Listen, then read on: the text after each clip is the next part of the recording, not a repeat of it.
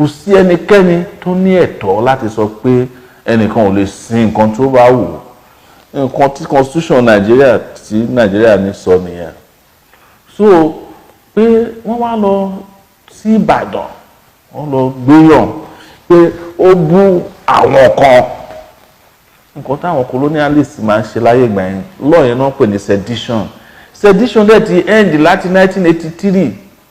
In fact ara àwọn tí wọ́n sọ pé sedition ò dáa làwọn bàbá Bẹ̀górè nílọrin Justice Bẹ̀górè àti àwọn Látàwúrà kò tó ń sọ nípa pé ẹni tí ò bá fẹ́ kán sọ̀rọ̀ òun wọ́n ní kó fi òwú kó fi dí etí ẹ̀ nǹkan tí Nigerian constitution sọ ni èmi ò mẹ́rin tó jẹ́ Tani Oloun rí mo kàn rí lórí Facebook pé wọ́n lọ gbéyàn láti Ìbàdàn wọ́n ṣe ìwádìí wọ́n ní pé àwọn kan ló lọ ẹni tó tẹ̀ ṣàrígbẹ́ǹtì yẹn kan tún sọ sórí Facebook kí ló dé fà tí ọ̀gá ọlọ́pàá ṣe lọ́wọ́ sí wọ́n sọ pé Tani Oloun ń bú ọ̀gá ọlọ́pàá Tani ọ̀gá ọlọ́pàá tẹ́nìkan lè bú ọ̀gá ọlọ́pàá èmi ń bú president Nàìjíríà lójoojúmọ́ ṣóyè yín president Nàìjíríà náà ẹni tó bá wò ó lè bú ẹ̀tọ́ ọmọ ènìyàn ni láti sọ nǹkan tí ó bá wù tó bá dẹ̀ bú yín tí ò bá tẹ́yìn ẹ lọ sílé ẹjọ́ civil ilé ẹjọ́ ẹ lọ pe ẹnìyẹn lẹ́jọ́ ẹ ní ẹ̀tọ́ láti gbé ọlọ́pàá láti lọ láti ìlú Ìbàdàn ibi tó ti lọ sọ pé wọ́n gba fake warrant tó ń gbà upper area court kan ní nílọrin wọ́n kàn lọ gba warrant upper area court ò ní jurisdiction ní another state nǹkan tí òfin sọ ni pé tíyàn kan bá ṣe ìjọba ní another state ẹ lọ síbi tó ti ṣẹyẹ ẹ lọ pe ẹnìyẹn lẹ́jọ́ but àwọn mọ̀ wípé tó bá pè lẹ́jọ́ ní Ọ̀yọ́ state kò lè ṣeé ṣe náà ṣe lọ kidnap ẹ̀ wọ́n lọ jí ọ̀gbẹ́ni yẹn gbé ni láti Ìbàdàn wọ́n nà nígbà tó ń dé wọ́n sáré ṣe kangaroo court wọ́n gbé lọ síwájú magistrate wọ́n jù sẹ́wọ̀n wọ́n ti tú àwọn yẹn wọn sínú ẹ̀wọ̀n bó ṣe ń dé lẹ́wọ̀n báyìí wọ́n tún nà bọ̀bọ́ ẹ̀ bá ṣe ń sọ̀rọ̀ yìí kò lè dìde lórí ẹsẹ̀ kan but kò ń ṣe ìkíni tí àwọn máa dá sí ọ̀rọ̀ àwọn èèyàn ní oríṣiríṣi ṣé bí mo ṣe wà yìí gbóhùn yìí o kẹjẹ mùsùlùmí o bájà fún yín tí wọ́n bá fi ọwọ́ lágbá yín lójú tẹ́ bá jẹ́ kírísítẹ́nì o kírísítẹ́nì ni máa jà fún yín bẹ́ẹ̀ jẹ́ ní ìṣẹ̀ṣe máa jà fún yín bẹ́ẹ̀ tẹ̀ sí nǹkan kan rárá tó bá fi ọwọ́ lágbá yín lójú àjà fún yín àwọn tí wọ́n ṣe àṣemáṣe yẹn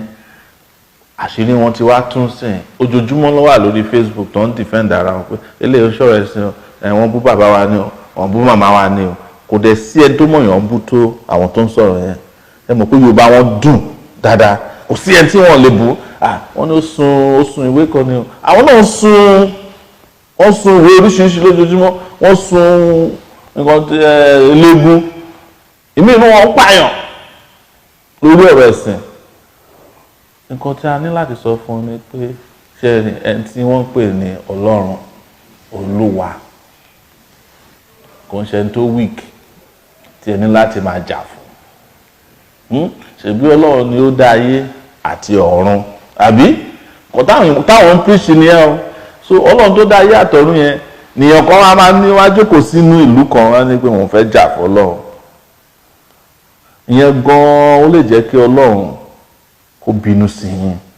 torí ẹ̀ ń fìwọ̀ sí ẹ̀ fi ń kan Ọlọ́run ní ẹ̀ máa sàpẹ́ máa jà fún ó dàbí pé kẹ́ ẹ ní adìẹ ń sìn kó lóun máa jà fún yín kó lóun fẹ́ lọ sí kóòtù fún yín ní láti lọ jà fún yín ṣé adìẹ ń ṣe lọ́ọ̀yà ni adìẹ ń ṣe lọ́ọ̀yà ni no but anybody ẹ jẹ́ kí ó yé àwọn èèyàn wa pé anybody ò ní ẹ̀tọ́ láti fi ọwọ́ lágbá ẹnikẹ́ni ní ojú wọ́n rò wípé ọ̀gbẹ́ni Tani Oloun yẹn pé tó bá fi àjẹ́ wọ́n wá bẹ̀ wọ́n wá filẹ̀ wọ́n á máa fi dẹ́rù bà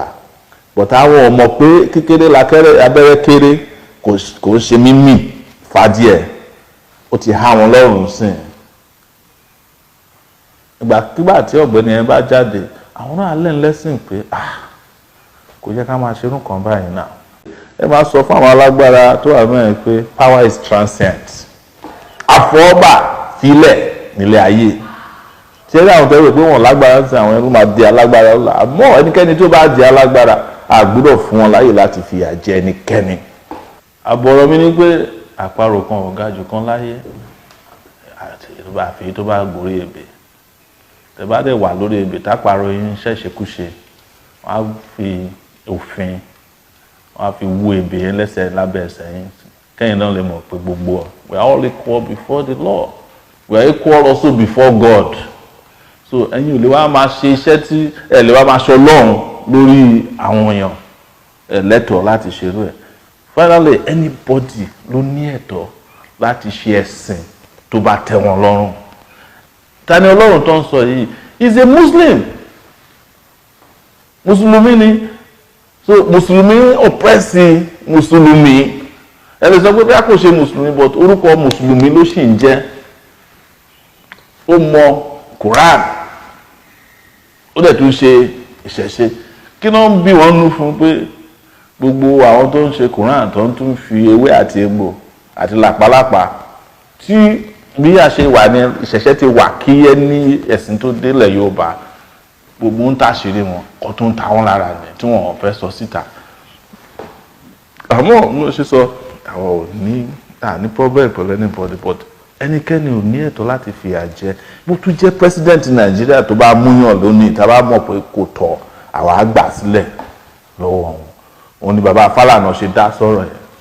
pé àwọn gan wọ́n fẹ́nu ara wọn sọ pé Fálànà náà ti wá gba àwọn lẹ́rìí nílọrin nígbà táwọn kan fìyà jẹ wọ́n. So tí Fálànà bá fi wọ́n lẹ̀ ń gbà yẹn ṣáwọn náà lè wá di alágbára lẹ́nìí tó wá dẹni tó ń lọ kidnap yàn láti Ìbàdàn. Tó bá dẹ̀ ṣetán pẹ̀lú àwọn oníṣẹ̀ṣe wọ́n á lọ sórí kìrìsìtẹ́nì. Tó bá ṣetán pẹ̀lú àwọn kìrìsìtẹ́nì wọ́n á tún máa lọ sórí àwọn ẹgbẹ́ wọn bí Boko Haram ṣe bẹ̀rẹ̀ nìyẹn. Wọ́n ní àwọn kan ń jó ṣọ́ọ̀ṣì àbí wọ́n ń bọ́ǹbù church Catholic church. Ìgbà tó yá wọ́n bẹ̀rẹ̀ sí ń lọ from mosque to mosque ní north.